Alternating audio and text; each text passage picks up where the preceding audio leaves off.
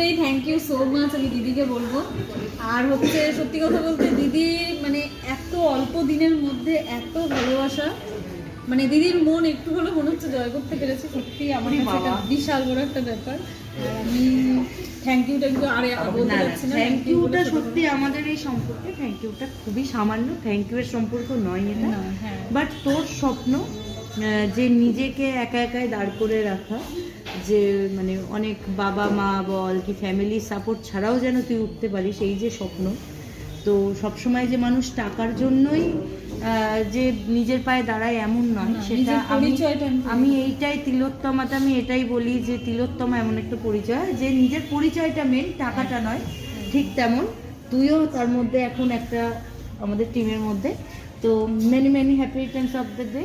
নতুনভাবে আবার সব কিছু ভাব, ভুল ত্রুটিকে ভুলে গিয়ে আবার নতুনভাবে শুরু কর সব কিছু। Thank you so much. আজকের দিনটা আমার কাছে সত্যি আরও অনেকটা স্পেশাল হয়ে গেল। তো চলো এখন কেক কাটি। চলো কাটো। আমার হাতটা ধরো, মোমবাতি নিবা। ধরো তুমি মোম জ্বালানো। সবাই মিলে জয়েন করো না গো। Happy birthday to you, happy birthday to Piu, happy birthday, happy birthday, happy birthday to you. আরে অরিত্র দ্বারা তোকে দেওয়া হবে।